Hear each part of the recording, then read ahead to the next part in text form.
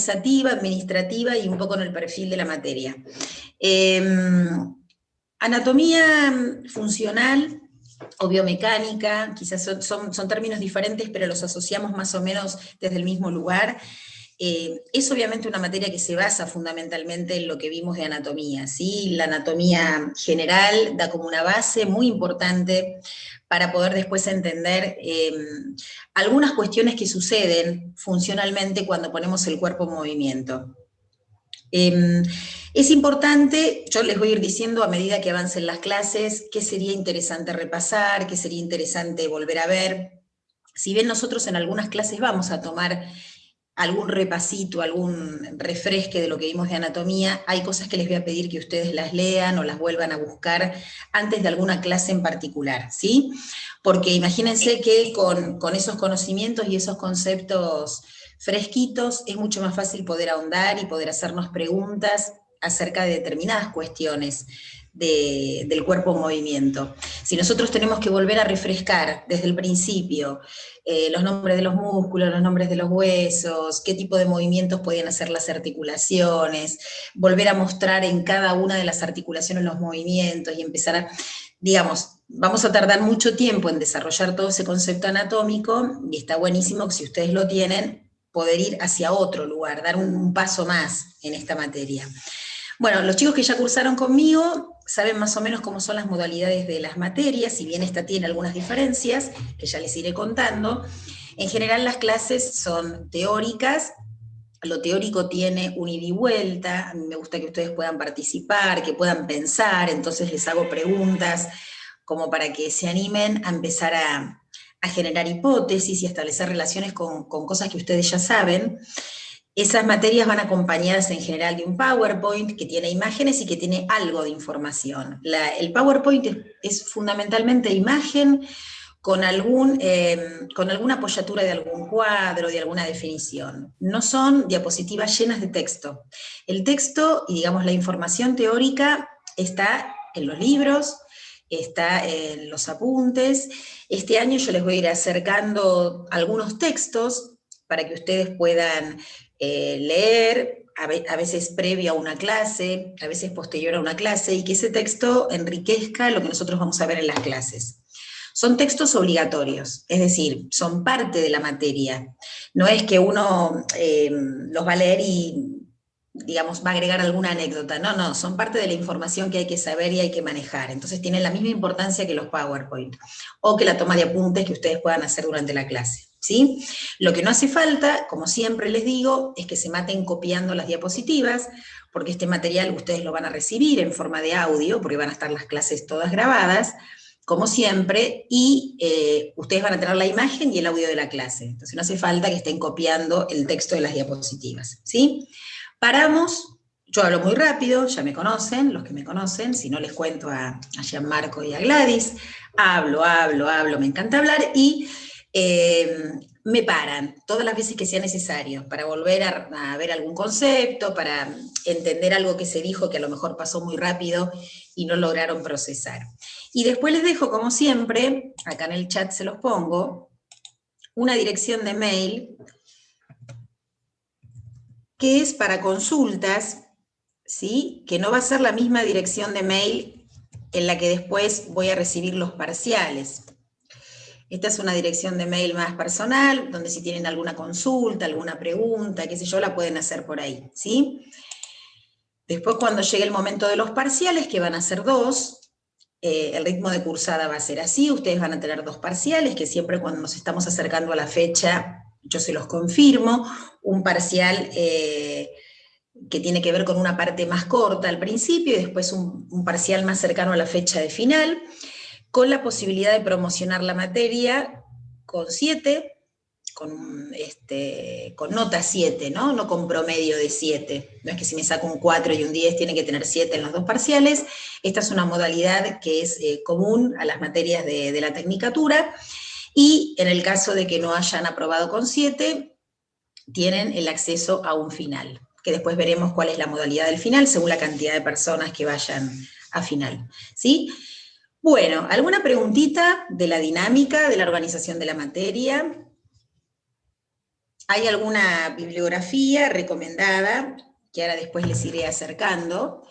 Hay un librito de Anatomía por el Movimiento de Calais Germain, que Ana Laura les va a acercar, que es un libro que está plagado de gráficos y de figuras, con pequeños epígrafes e informaciones, pero el 90% es bien gráfico, y es muy interesante tener un libro, una bibliografía que tenga mucha imagen. Si bien uno puede acceder a Atlas y puede acceder a imágenes de libros, tener en un compendio un montón de imágenes de cuerpos en distintas posiciones es fundamental para estudiar anatomía funcional. De la misma manera que para anatomía general uno tenía que recurrir a las imágenes y recurrir al propio cuerpo y al cuerpo de un otro o de una otra para poder entender la tridimensionalidad de la anatomía, ya que la figura del dibujo nos muestra planos solamente. Es importantísimo tener imágenes de cuerpos en distintas posiciones. Una flexión de cadera vista desde posición anatómica es una cosa, y una flexión de cadera de una persona que está agachada es otra. O una flexión de cadera de una persona que está sentada o de una persona que está acostada boca abajo, ¿sí? Es la misma flexión de cadera, y sin embargo, cuando me cambian el plano y la posición de la persona, hasta dudo a veces de cómo se encuentra la cadera en una determinada imagen, porque cambia completamente la forma de mirar. Estamos acostumbrados a estudiar la anatomía medio robótica, me paro en posición anatómica, muevo, como si la vida uno se moviera de esta manera, pero uno se mueve en la vida en 3 dimensiones, por lo menos en las 3 que podemos percibir, y en esas 3 dimensiones hay mucha diagonal, hay mucho movimiento en espiral, y eso es un poquito lo que vamos a ver también en la cursada de esta materia, ¿sí? Bueno, la primera parte de lo que les voy a contar no tiene imagen, o sea que si quieren tomar nota de esto que les voy a decir, si no, no, porque acuérdense que el audio va grabado, pero no hay una imagen que acompañe. Después sí ya nos metemos en el PowerPoint de la clase de hoy. Para poder trabajar en biomecánica o en anatomía funcional, hay que tener muy claro cómo funcionan los distintos materiales, entre comillas, con los que estamos hechos. Cuando hablamos de materiales nos referimos fundamentalmente a tejidos, a aquellas constituciones físicas que nosotros tenemos que nos permiten hacer determinadas cosas. Porque lo que tiene de bueno nuestro cuerpo humano es que en cada lugar donde yo necesito una determinada función, hay un determinado tipo de material. Los huesos no están ubicados de cualquier manera, en cualquier lugar, los cartílagos no están en cualquier lugar, los músculos no están en cualquier lugar. Siempre la estructura está relacionada con la función. Esto es lo maravilloso de poder entender ahora de qué estamos hechos y por qué tenemos determinadas estructuras con determinadas características. Vamos a remontarnos un poquito a cuando estamos en el vientre materno, porque en realidad la embriología, que es la ciencia que estudia el origen de todas nuestras estructuras, ya de movida nos muestra algo muy interesante.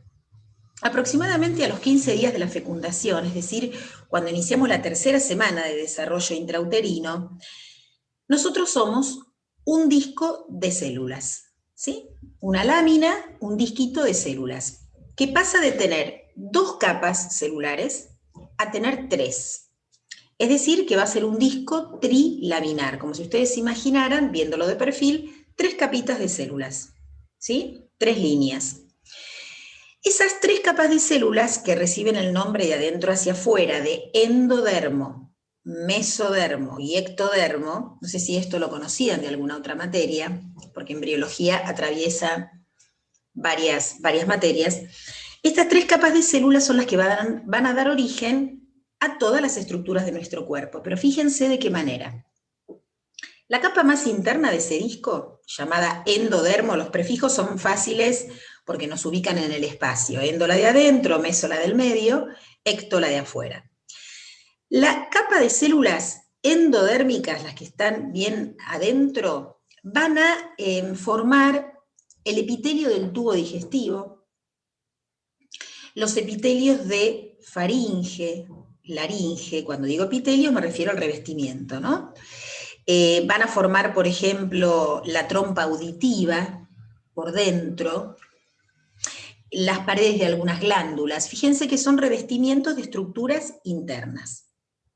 El mesodermo, y ahora viene la capa más importante para nosotros en esta materia, El mesodermo va a dar origen a todo lo que es músculo, ya sea esquelético, cardíaco y gran parte del músculo liso. Va a dar origen a cartílago, va a dar origen al hueso, va a dar origen a la sangre, a la médula ósea y a la linfa, ese otro líquido que circula por vasos linfáticos. Presten atención, músculo, hueso, cartílago, sangre. Estos 4 tejidos que yo acabo de nombrar, del mismo origen embrionario o mesodérmicos, van a ser tejidos muy parecidos. Van a tener una constitución básica muy parecida. Simplemente lo que va a cambiar en estos tipos de materiales va a ser la distribución de los elementos y la proporción. Pero básicamente son iguales. Es muy loco pensar que un músculo y un hueso básicamente son iguales, pero ahora van a ver cuando veamos cómo está formado ese tejido. Entonces, muchas de las cuestiones mecánicas que después van a afectar a estos tejidos van a tener mucho que ver con esto de que estos tejidos sean iguales.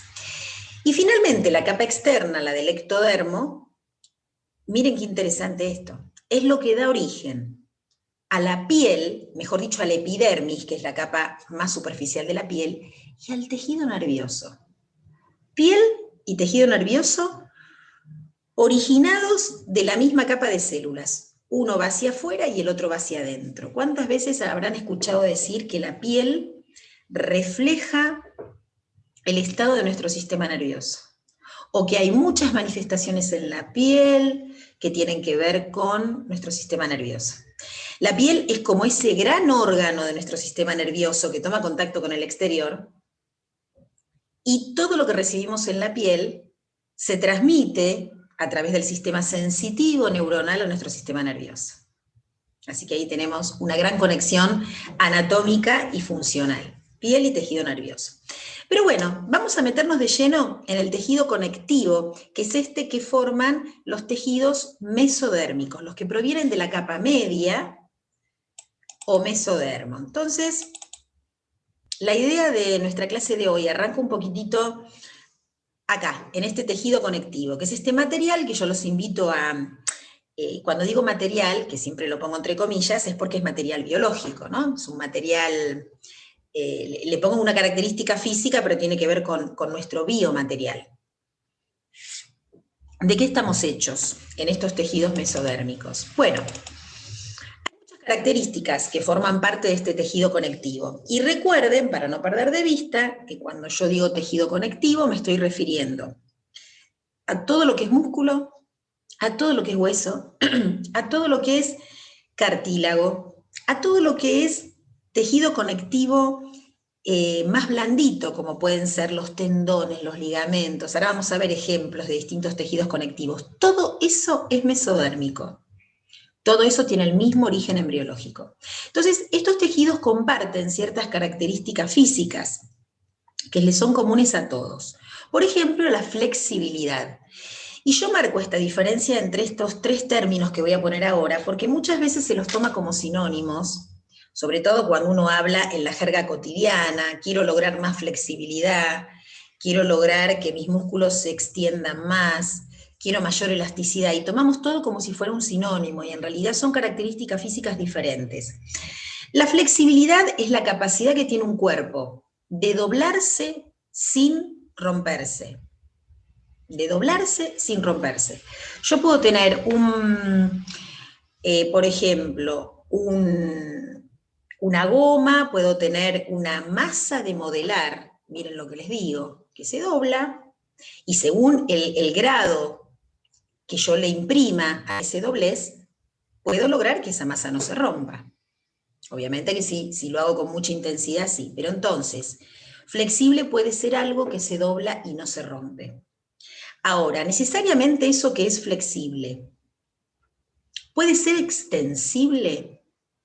Porque para ser extensible, la capacidad que tiene que tener el cuerpo es la de poder aumentar su tamaño cuando yo le aplico una fuerza externa. ¿Sí?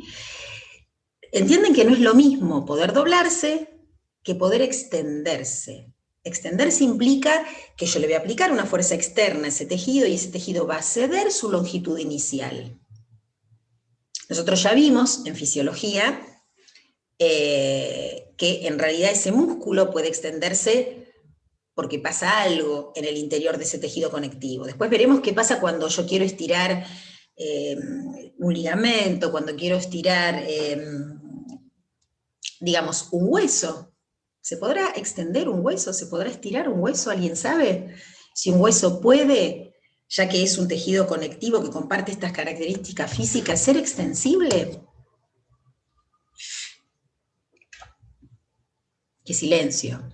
¿Son silencios de duda o...? No, creo que no. O sea, el hueso es solo flexible de las tres, ¿o no?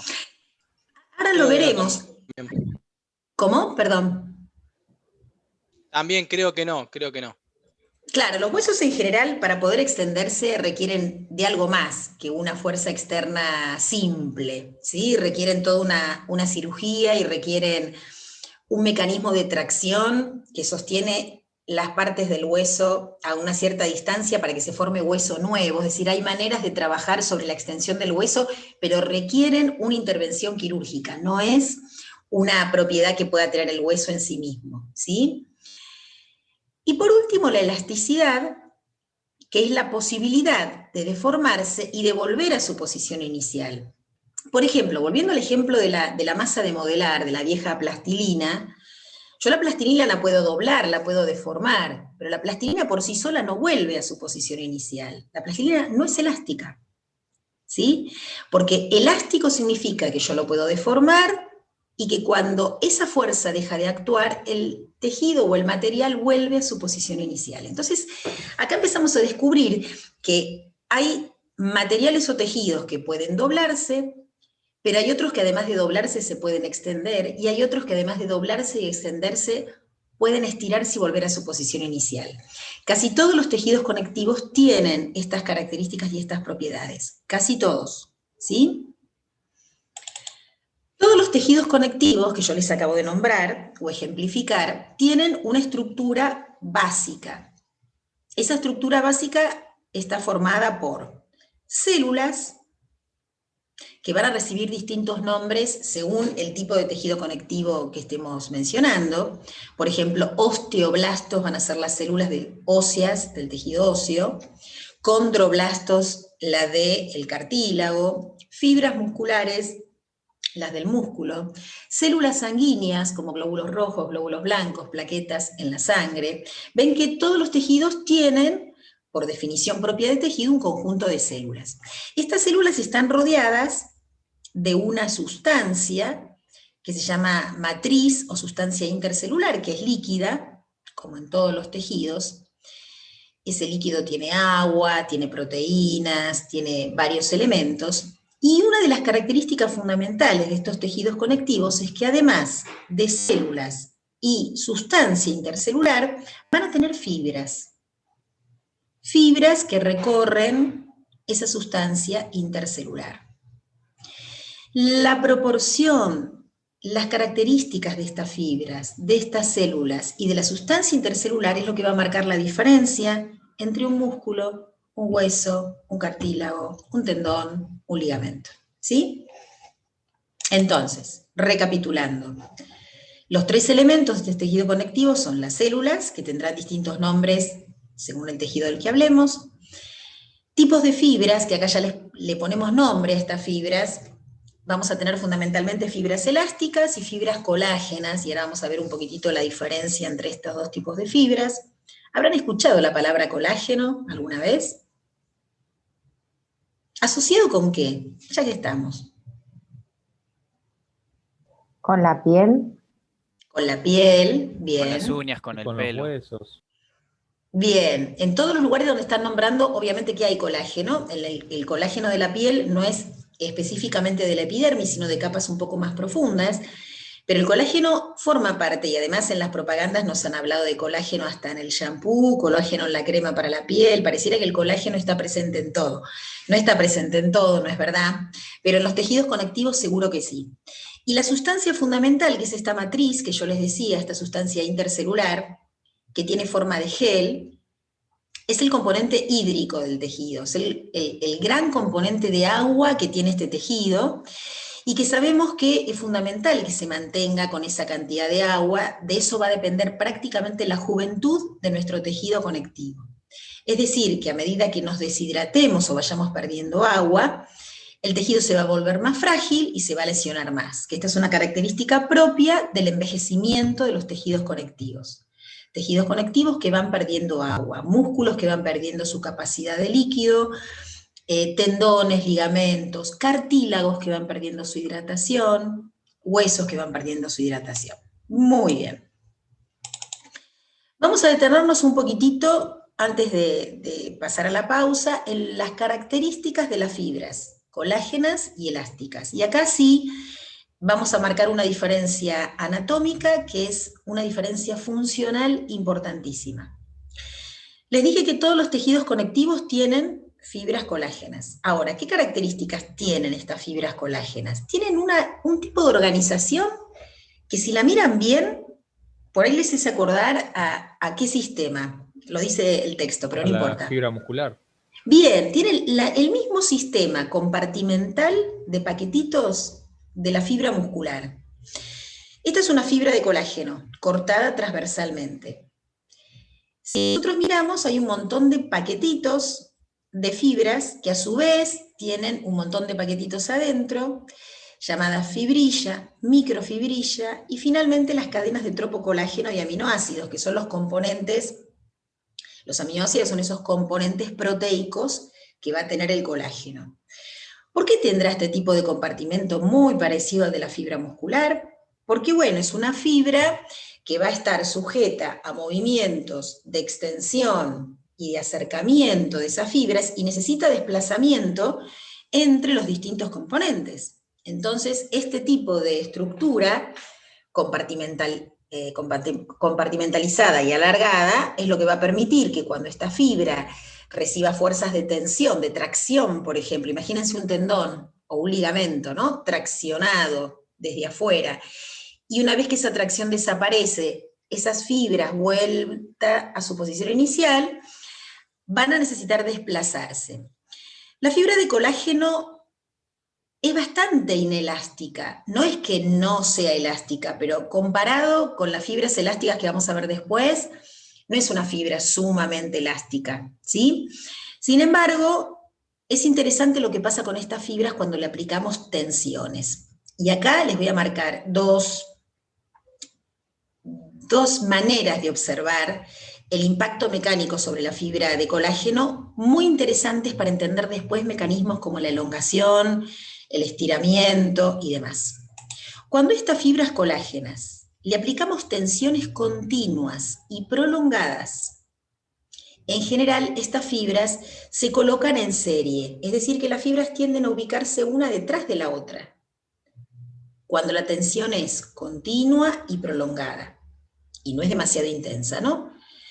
¿Qué hacen estos haces de colágeno? Se colocan en series, y entonces el tejido total se alarga, lo que sucede cuando elongamos, cuando sostenemos un estiramiento, ¿sí? Cuando mantenemos una postura a lo largo del tiempo.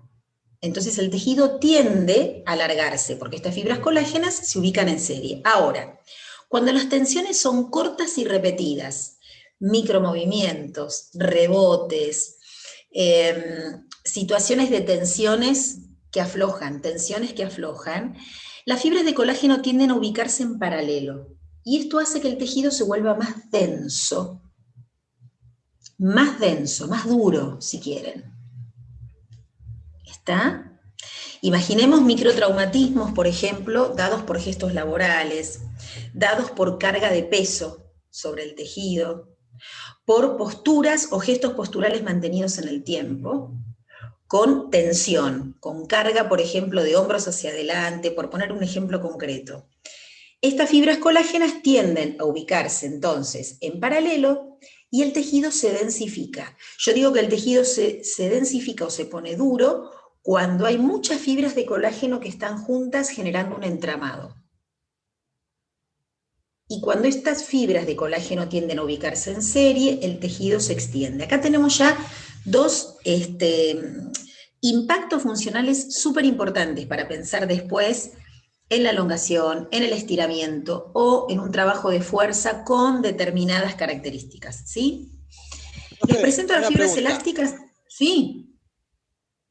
¿Se ubicarían, digamos, cuando están encima, digamos, acortadas, sería como una trenza la descripción física, y cuando Sí, estarían por una hecho, pegada al lado de la otra, estiradas? más que trenza, o sea, obviamente vos podés tener entrecruzamiento de fibras de colágeno, pero más que trenza, la idea sería, cuanto más fibras de colágeno tenés en una superficie juntas, el tejido está denso.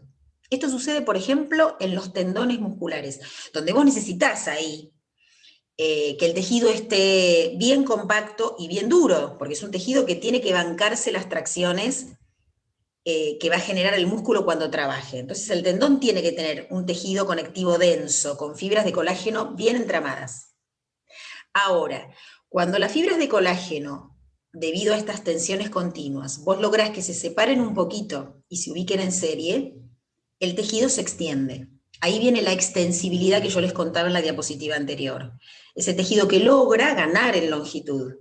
Vos tenías una tensión tremenda en el angular del omóplato y en la fascia cervical, y eso mediante los mecanismos que sean, que después lo vamos a charlar, lográs que se alarguen un poco y te mejora la tensión en la zona.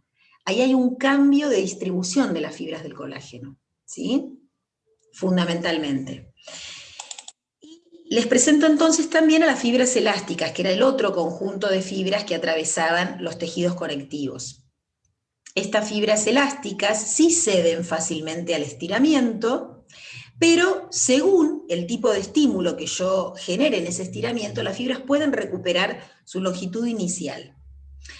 Vamos a ver después de qué manera estirar estas fibras para lograr un cambio mantenido en el tiempo, que es lo que nosotros intentamos buscar cuando hacemos un trabajo de reeducación postural o cuando en stretching, por ejemplo, tratamos de que nuestros alumnos y alumnas logren mejorar determinadas longitudes miofaciales, ¿sí? Las fibras elásticas tienen, como todos los tejidos conectivos, un punto extremo a partir del cual corremos el riesgo de que se rompan, ¿sí? No cualquier fuerza se puede aplicar a nuestros biomateriales, a nuestros tejidos corporales. En eso tenemos que ser sumamente criteriosos y criteriosas. Después vamos a ver en qué circunstancias estos tejidos se vuelven más frágiles, qué pasa con la entrada en calor, si hay que entrar o no en calor, cuál es el beneficio de la entrada en calor. Algo que en algún momento hemos mencionado en anatomía, pero vamos a estudiar ahora el fundamento de todo eso para entender en qué momento yo puedo intervenir estos tejidos, estos biomateriales, para lograr determinados efectos. Cómo puedo trabajar los músculos para lograr determinados efectos, cómo puedo trabajar las fascias, cómo puedo trabajar los ligamentos, cómo puedo trabajar los tendones, cómo puedo trabajar los huesos en determinado ciclo de la vida, ¿sí? Cómo trabajar con chicos, con adolescentes, con personas de tercera edad, porque estas características biomateriales van cambiando con el tiempo. Yo recién les hablaba, por ejemplo, del envejecimiento de los tejidos conectivos, que son más frágiles porque tienen menos agua, y entonces ahí tenemos que poner una mirada diferente. Si yo estoy trabajando con un grupo de tercera edad, le voy a poder exigir determinadas cuestiones, porque sus tejidos van a tener determinadas características, ¿sí? Bueno, hacemos una pausita cortísima de 5 minutos para que se estiren un poco, ya que hablamos de tensiones, cambien el agua del mate, etcétera, y cosas que quieran hacer, y en 5 minutos nos encontramos, ¿sí? 5 minutitos, menos 20 estamos acá, menos cuarto estamos. Listo, en eso estamos.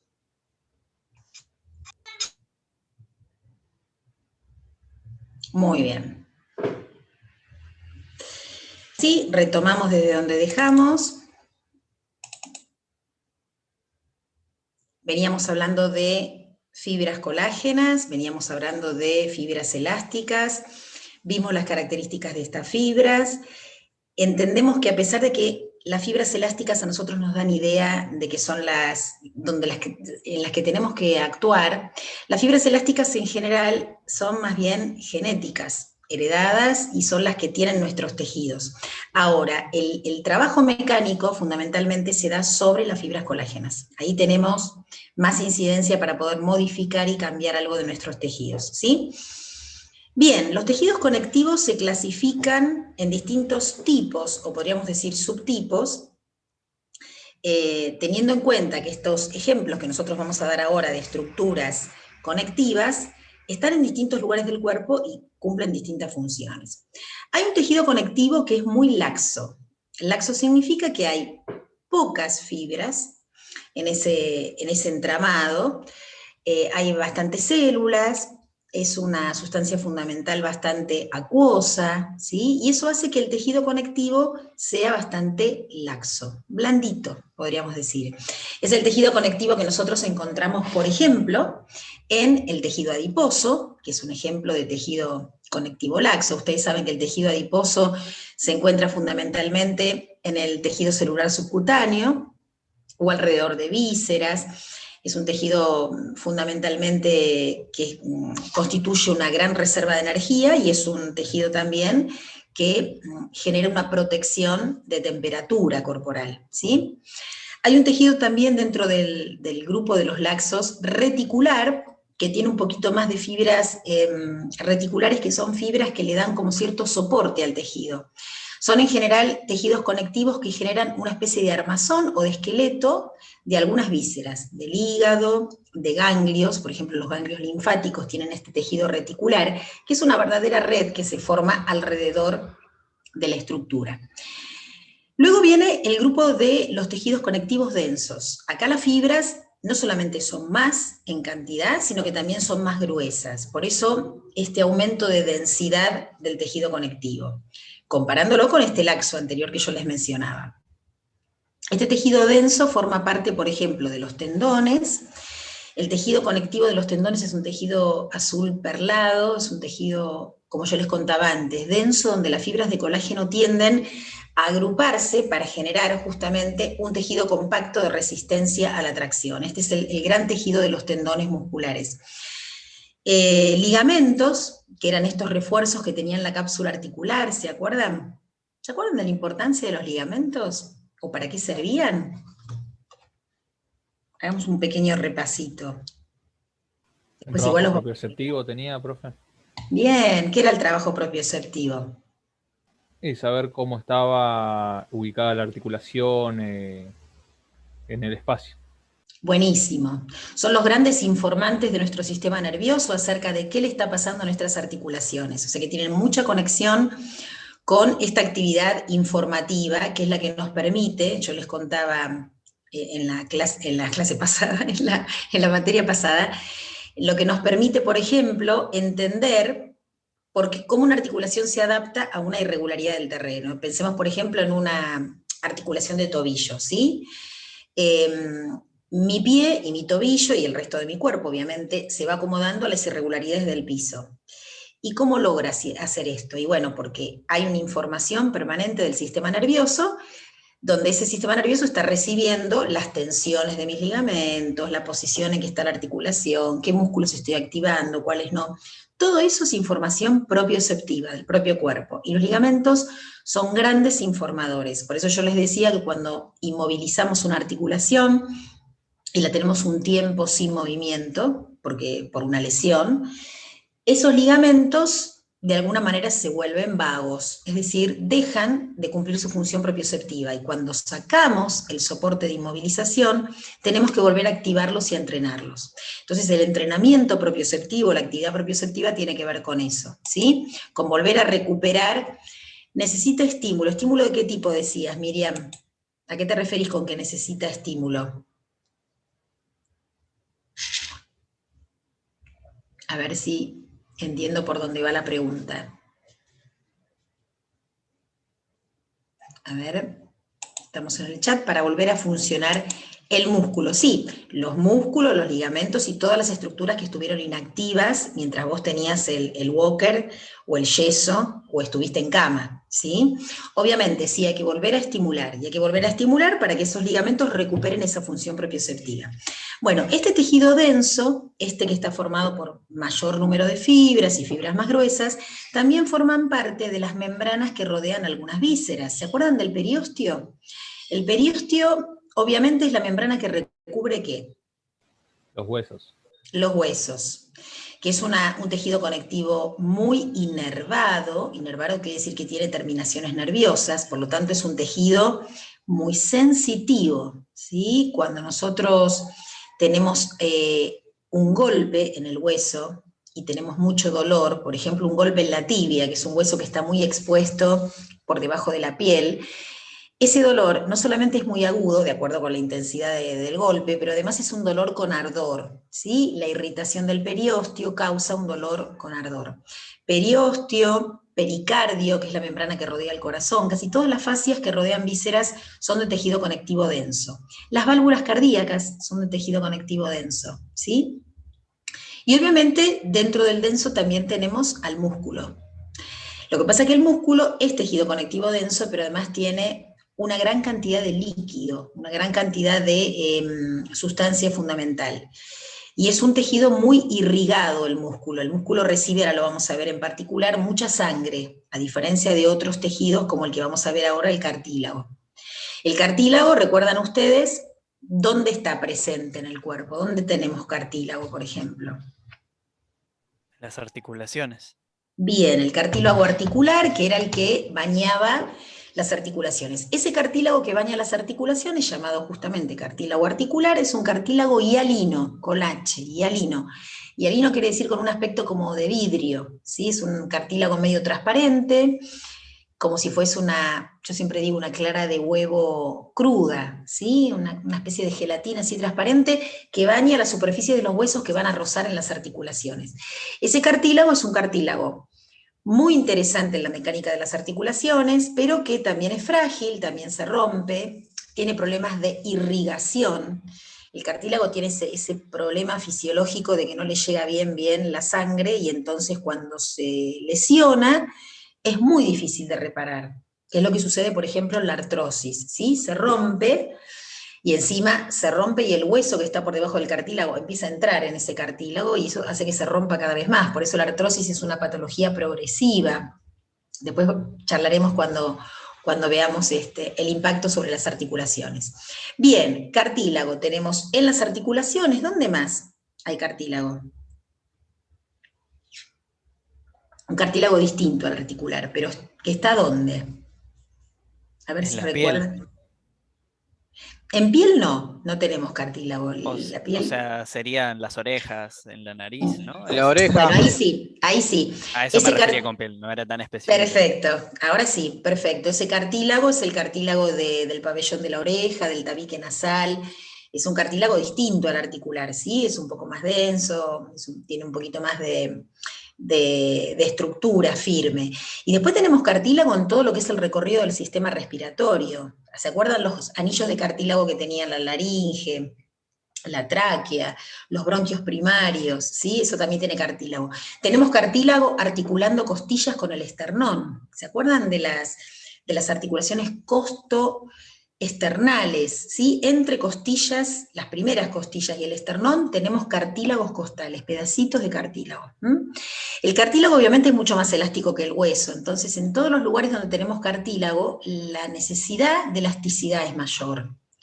¿Se acuerdan que dijimos que no podíamos tener un sistema respiratorio rígido, un tubo rígido? Necesitábamos un tubo flexible, lo suficientemente rígido como para mantener el diámetro, pero flexible para que nos podamos mover. Entonces, ahí tenemos cartílago, ¿sí?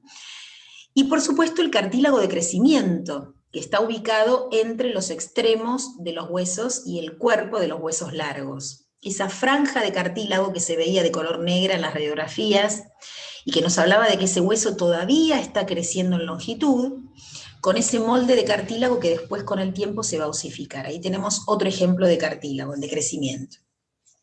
Y finalmente el hueso, este tejido también elástico, también flexible, por supuesto en un grado mucho menor que el resto de todos los tejidos que hemos mencionado, y con una deposición de sales cálcicas y minerales en esa matriz, en esa sustancia fundamental que hace que ese tejido obviamente sea el de mayor dureza que tenemos en toda la lista de tejidos conectivos.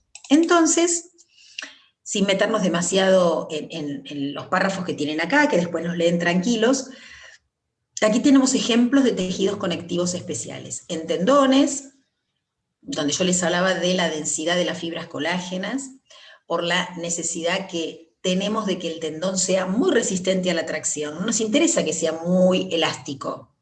El que va a ser elástico es el músculo, pero el tendón lo que tiene que estar ahí es bancándose la inserción ósea y el trabajo muscular. Los ligamentos en formas de cuerdas, de fajas, de láminas, los ligamentos son muy variados, también compuestos por fibras colágenas y fibras elásticas. Las fascias, y acá paramos un poquito porque el término fascia lo van a escuchar mucho a lo largo de esta cursada. Así como en anatomía la fascia estaba ahí presente en los dibujitos, acá en anatomía funcional la fascia va a ser un elemento muy importante en la mecánica, en los estiramientos, en todo lo que mencionemos con nuestro cuerpo. La fascia es esa faja de tejido conectivo formado por fibras colágenas y elásticas que envuelve absolutamente todo en el cuerpo. Estas láminas envuelven los huesos, los músculos, las vísceras, los ligamentos, las capas, todo. Son la cantidad de láminas que tenemos alrededor del cuerpo que justamente están conectadas entre sí. Entonces, es un sistema membranoso que forma prácticamente el 70% de nuestras estructuras corporales y están conectadas entre sí. Esto ya nos da una idea de globalidad sumamente interesante para pensar nuestro cuerpo y para pensar las tensiones como algo que no se genera en un punto y queda en un punto, sino que se genera en un punto, pero que puede dar sintomatología a distancia. Porque si todo esto está conectado y yo tenso cierta parte de mi fascia craneal, es probable que esa tensión se transmita al resto del miembro superior, que se transmita a la columna, y que si se transmite a la columna, se transmite a la pelvis y a los miembros inferiores. De ahí que pensemos después, más adelante en la cursada, algunas técnicas o abordajes globales para poder trabajar teniendo en cuenta esta estructura global que nos atraviesa, ¿sí? Láminas de tejido conectivo que constituyen, y acá les voy a mostrar algunas figuritas, de partes de estas fascias, porque todo esto lo vemos gracias a que hemos sacado envolturas faciales que están por encima del cuerpo, como si tuviéramos envases que nos rodean. Estos son pedacitos de fascias que quedan, ¿ven? La fascia toracolumbar, la fascia cervical y craneal, son todos estos tejidos blancos que ustedes ven, la fascia lata, de nuestro tensor de la fascia lata, acá al costadito externo del muslo, todos los tendones como el de Aquiles, que es el famoso tendón de nuestros gemelos, también es parte de la fascia que va a rodear toda la cadena posterior, y estos ligamentos articulares que también van a estar envueltos en cápsulas fibrosas que a su vez se conectan con fascias. Bien, el músculo lo dejé aparte de estos tejidos conectivos para recordar algunas cositas acerca de este tejido tan importante y del cual también vamos a hablar un montón en la cursada. ¿Recuerdan ustedes algunas características de este tejido muscular cuando cursamos anatomía y en fisio también? ¿Alguna característica de este tejido muscular? Es más, algunas ya las dije también. Que es elástico. Es elástico, propiedad que comparte con todos los tejidos conectivos. Bien, ¿qué más?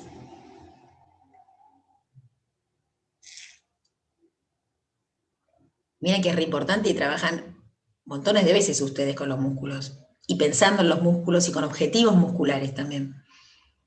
Tiene la capacidad de contraerse.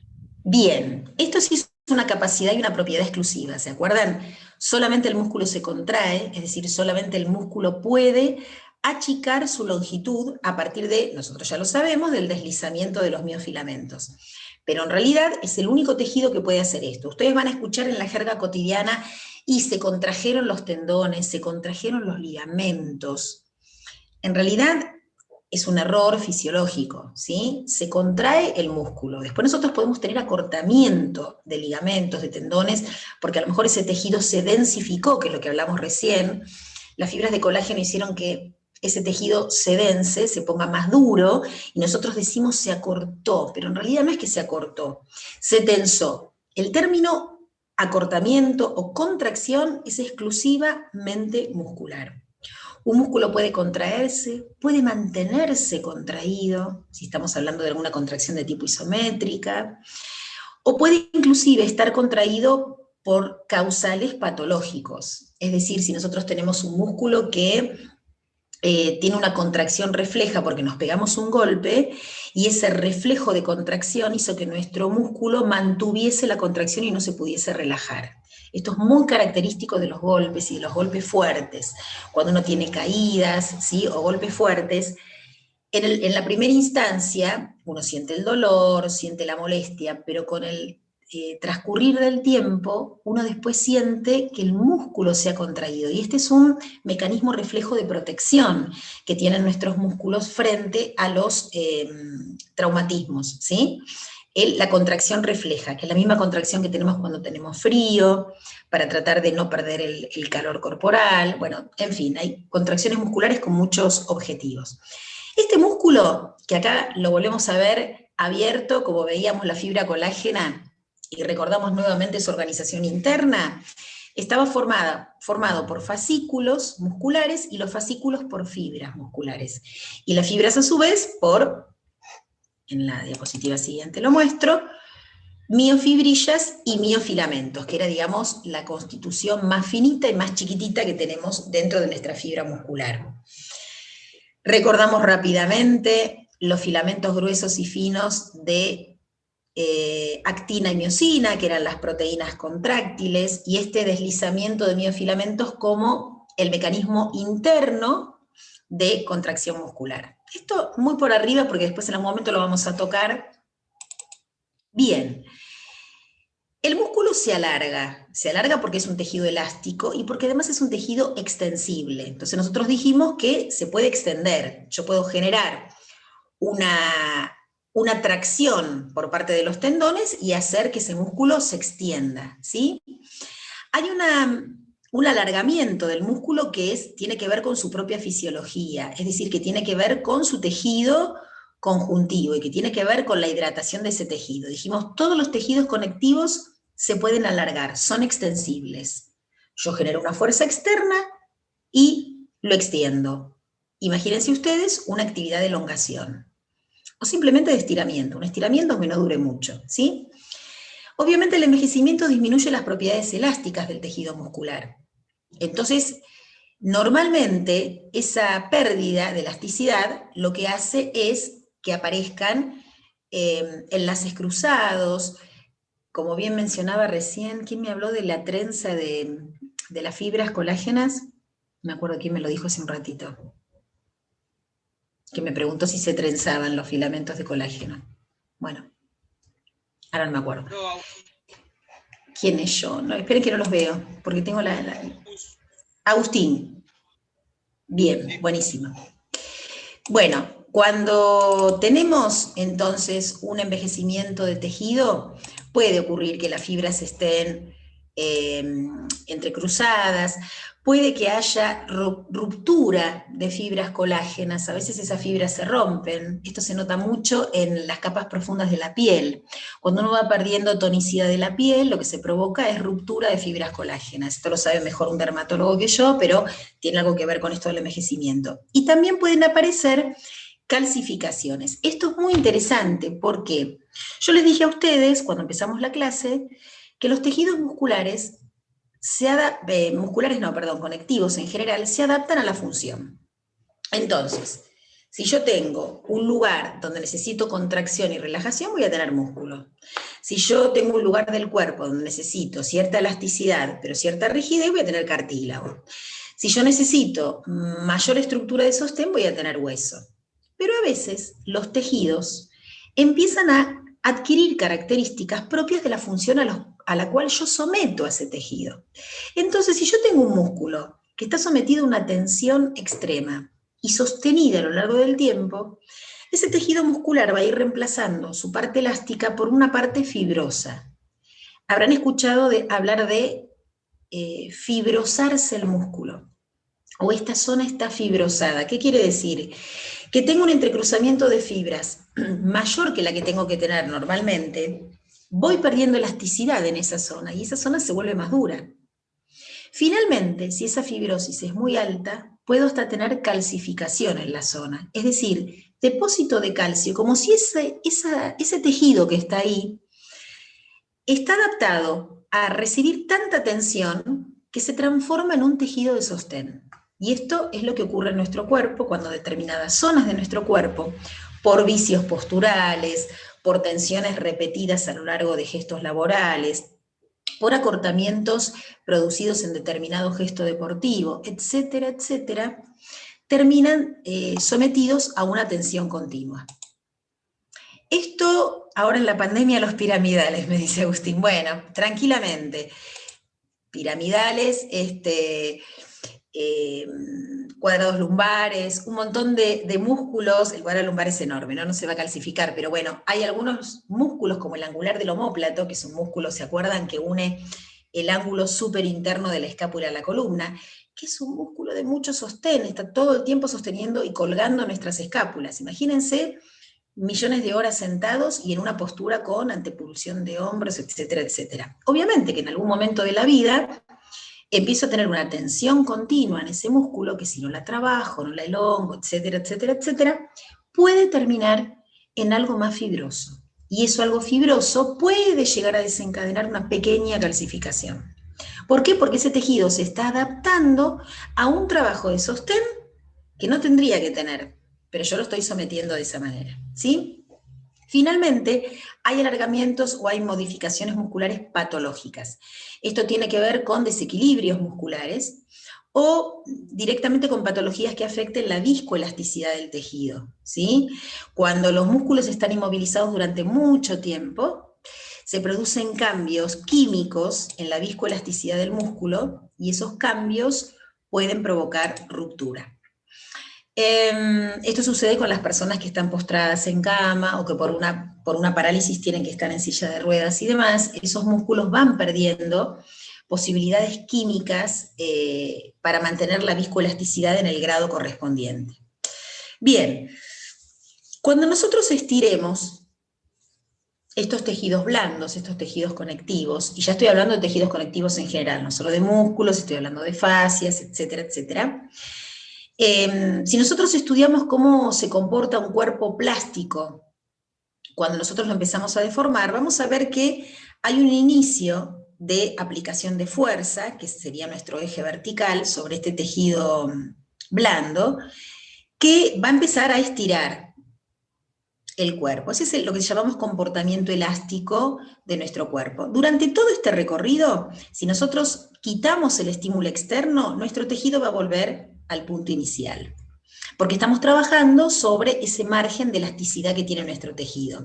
Esto sucede cuando estiramos un poquito antes de hacer la actividad para entrar en calor. Esos estiramientos no buscan modificar a mediano y largo plazo la longitud de nuestros tejidos, simplemente buscan aumentar la circulación, que aumente la temperatura corporal, que haya un poquito más de líquido sinovial en las articulaciones, como para preparar al tejido para el esfuerzo. Estamos trabajando dentro del margen del componente elástico de nuestro tejido conectivo.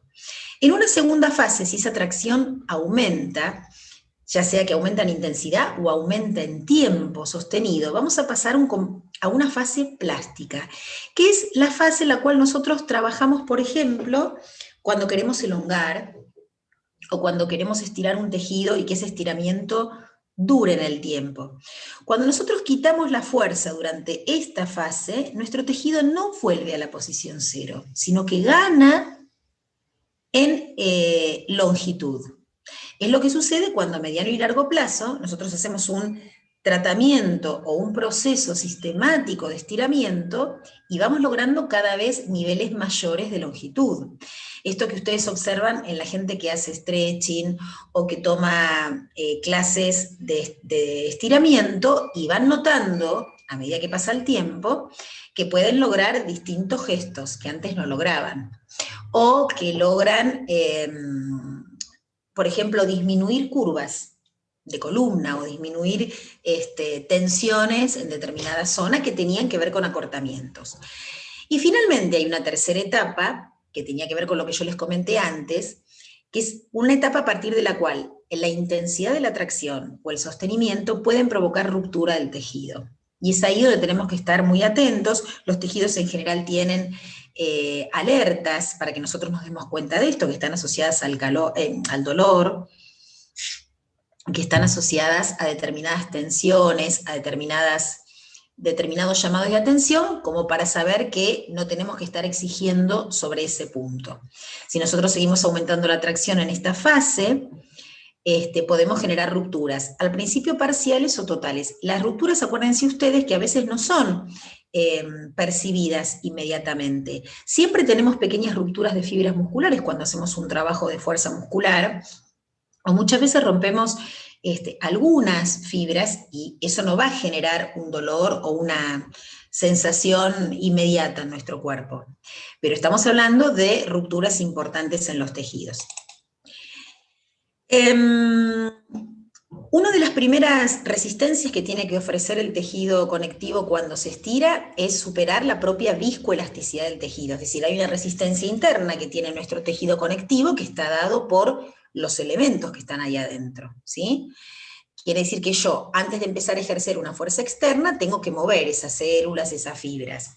Esa primera resistencia de la viscoelasticidad, por supuesto, va a estar modificada si el tejido está en frío o el tejido está entrado en calor. ¿Por qué? ¿Qué es lo que logra la entrada en calor en estos tejidos conectivos? ¿Saben? ¿La lubricación con el líquido sinovial? A nivel articular, sí. Aumento de líquido sinovial, perfecto. Que eso lo que logra que es que haya una dinámica articular mucho más facilitada. Si yo tengo un líquido ahí que hace que las superficies óseas y los cartílagos articulares no estén rozando, ¿sí? Bien, ¿qué más? ¿Qué otro beneficio tenemos con la entrada en calor? Más irrigación sanguínea, ¿o no? Bien, ¿y esa irrigación sanguínea aumentada qué facilita? La separación de las fibras. No tanto, porque la separación de las fibras tiene que ver con el líquido intracelular, no con la sangre. Pero ¿qué es lo que te permite una mayor irrigación? No sé si tiene que ver, pero una mayor cantidad de llegada de nutrientes. Bien, mayor llegada de nutrientes y de oxígeno si nuestro trabajo va a ser aeróbico, y una distribución del calor también. Acuérdense que la sangre es un gran vehículo de transporte de calor, ¿sí? Entonces tenemos varios beneficios. Y entre otras cosas, otro de los grandes beneficios es que esa sustancia fundamental, o líquido, o matriz, también va a aumentar su cantidad de líquido, ¿sí? Ese líquido que teníamos dentro de las células. Obviamente que tener un tejido con una viscoelasticidad mayor va a ser más fácil de mover y va a ser más fácil de estirar. Pero esto no quiere decir, y esto lo vamos a ver más adelante, que uno no pueda estirar en frío los tejidos, ¿sí? Acá estamos hablando simplemente de disminuir resistencias. Hasta ahora, esta primera parte de la clase, hemos hablado de características mecánicas y físicas de nuestros tejidos conectivos, que tenían que ver casi exclusivamente con la estructura propia del tejido, es decir, sus células, sus fibras y su sustancia fundamental formada por líquido, ¿sí? Y todos los factores mecánicos que pueden incidir desde afuera.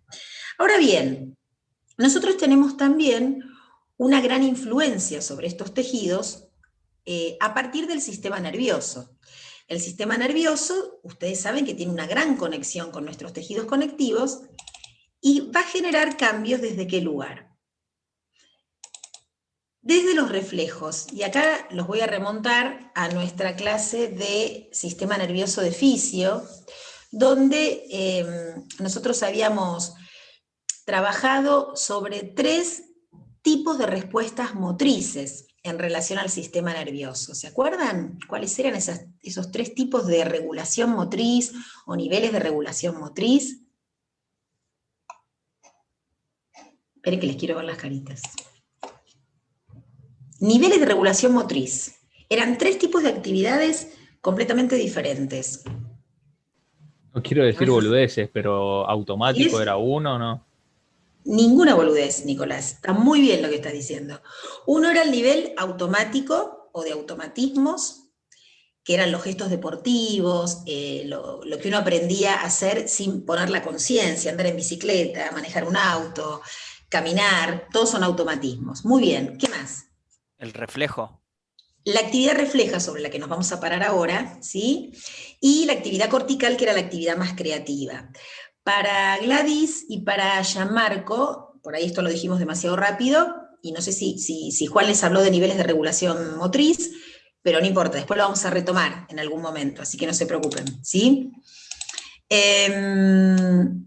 Nos vamos a quedar fundamentalmente en reflejos. ¿Por qué? Porque el reflejo del que vamos a hablar, que es el reflejo miotático, es el reflejo que sirve de tono muscular. Y acá, tono muscular es algo que sí vamos a tener muy en cuenta en nuestras actividades. ¿Qué es el tono muscular? Es una contracción muscular básica que sirve como telón de fondo para preparar ese músculo para lo que va a venir. Es decir, el tono muscular es el reflejo de nuestro sistema nervioso en el músculo. Voy otra vez, porque lo dije de 3 maneras diferentes. Es el reflejo de nuestro sistema nervioso en el músculo. Es una contracción básica a partir de la cual mi músculo se va a preparar para la acción. Entonces, ¿Es la contracción del músculo en reposo, profe? ¿es la contracción del músculo en reposo? Sí, podríamos decir que es en reposo, sí, tal cual. Es un estado de semicontracción permanente que nos sirve como de telón de fondo y hace que nuestro músculo pase de la acción diversa al reposo, matizando o atenuando esos cambios. Si yo tuviera un músculo completamente inactivo y de repente salgo corriendo, digamos, lo que corro el riesgo es de que ese músculo se rompa. Entonces, ¿qué hace este tono muscular? Me prepara el terreno para que ese músculo no esté súper relajado, esté en semicontracción y cuando yo le mande el estímulo pueda salir y no se lesione. ¿Se entiende? Ahora, ¿quién define este tono muscular? Bueno, un reflejo básico que es el llamado reflejo miotático. Este es el reflejo que nos va a permitir que ese músculo esté en alerta, a pesar de que estemos en situación de reposo. ¿En qué consistía este reflejo? Era un reflejo en el cual yo estiro el músculo, ahora después vuelvo a la imagen y se los voy a mostrar la clase que viene. Yo estiro el músculo, pero lo estiro un poco y cuando suelto el músculo se contrae. Esto es lo que nos permite, por ejemplo, estirar nuestros músculos posteriores del cuello y volver a contraer. Estirar y volver a contraer. El ejemplo que yo les daba la vez pasada de que voy sentada en un colectivo, me duermo, y cuando me duermo la cabeza se va de adelante, que ya vamos a ver por qué se va para adelante la cabeza en la cursada de esta materia, y de repente mis músculos posteriores contraen y mi cabeza vuelve a la posición inicial. ¿Cómo fue el asunto? Estiré la musculatura posterior, el peso de la cabeza sirvió de estímulo para estirar mis músculos posteriores, pero hay un punto de estiramiento a partir del cual se dispara el reflejo miotático y los músculos se contraen nuevamente. Esto evita que el músculo se estire demasiado y se rompa o se lesione. Es un mecanismo de protección. Obviamente que el tono muscular tiene que ser el adecuado para que mis músculos no sufran. Hay personas que tienen hipertono muscular y hay personas que tienen hipotono muscular. Cuando ese tono está por encima del adecuado, tenemos otros problemas, ¿sí? Músculos que están sumamente tensos, músculos que duelen, músculos que no logran relajarse o no logran estirarse. Y cuando tenemos un hipotono muscular, hay un músculo que está demasiado blando y no está listo para la acción. ¿Qué personas tienen hipotonía o tono muscular bajo? Aquellas que tienen alguna alteración en el sistema nervioso o, por ejemplo, algún problema genético. El síndrome de Down cursa con bastante hipotonía muscular, por poner un ejemplo. O personas que están mucho tiempo en reposo, sin hacer actividad física, o que no tienen un estímulo mecánico permanente, y esos músculos tienden a disminuir su tono muscular básico. Uno dice, quiero ir al gimnasio a aumentar el tono muscular. En realidad lo que uno va a aumentar es la fuerza muscular, pero ese estímulo de fuerza puede incidir en el tono muscular. Lo que yo necesito es que el sistema nervioso estimule a ese músculo, y por eso la actividad física le da estímulo a ese músculo. Pero siempre es sistema nervioso sobre el músculo. Que yo vaya al gimnasio y me mate haciendo ejercicios de fuerza, no necesariamente logra que yo tenga un tono muscular adecuado. Esto tiene que quedar claro. Mi tono muscular puede variar a lo largo del día. Yo puedo volver muy nerviosa del trabajo y de haber tenido algunos problemas en la calle con un tono muscular aumentado. Y puedo en cambio relajarme y estar tranquila y mi tono muscular baja. Y yo no estoy hablando de ningún ejercicio de fuerza hecho con los músculos. Estoy hablando de un reflejo del sistema nervioso sobre nuestros músculos. Quiere decir que si yo estoy con mis alumnos y alumnas y hago una actividad de relajación y visualización, ¿puedo lograr bajar el tono muscular de mis alumnos? Sí, puedo hacerlo, porque yo incido sobre el sistema nervioso y el sistema nervioso incide sobre la musculatura. A pensarlo esto, ¿sí? A pensarlo que no es solamente un trabajo sobre el músculo el que me va a cambiar el tono muscular, es un trabajo sobre el sistema nervioso que incide en la musculatura, ¿sí? Bueno, algunas herramientas y algunas cosas como para ir pensando. Esto nos va a generar muchas preguntas y va a abrir muchos caminos para mirar distintas maneras de trabajar. La clase que viene, nosotros vamos a meternos en el concepto de cadenas musculares de un autor francés que yo sigo que se llama Bousquet y que tiene varios trabajos acerca de este concepto de cadena muscular. Para lo cual les voy a pedir que hagan un pequeño repasito de los grandes grupos musculares de columna, de tronco y de miembros superiores, que por ahí vamos a arrancar, ¿sí? Desde lo que hayan cursado, Gianmarco y Gladys, y ustedes de lo que cursaron el año pasado, a leer musculatura. No es que los voy a evaluar ni se los voy a preguntar, pero cuanto más puedan refrescar los nombres de músculos, su ubicación y demás, más vamos a poder usar estos elementos en el concepto de cadena muscular que vamos a ver la clase que viene. ¿Sí? ¿Alguna preguntita? Bueno, preguntas debe haber, o cosas para ir pensando. Profe, porque... perdón, ¿le Sí. puedo hacer una pregunta sobre lo que acaba de decir de lo de cadenas musculares? Sí, Nicolás, sí.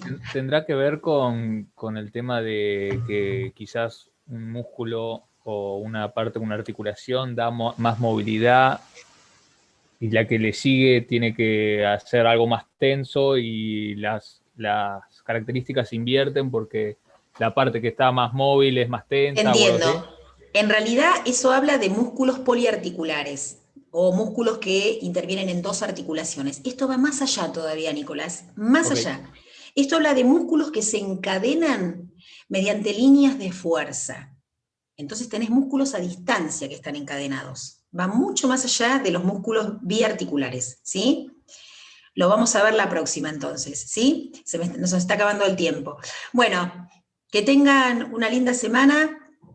Relean las clases o escúchenlas cuando puedan y eso les va a ir dando más información para poder aprovechar la clase que viene, ¿sí? Gracias, Bueno. profe.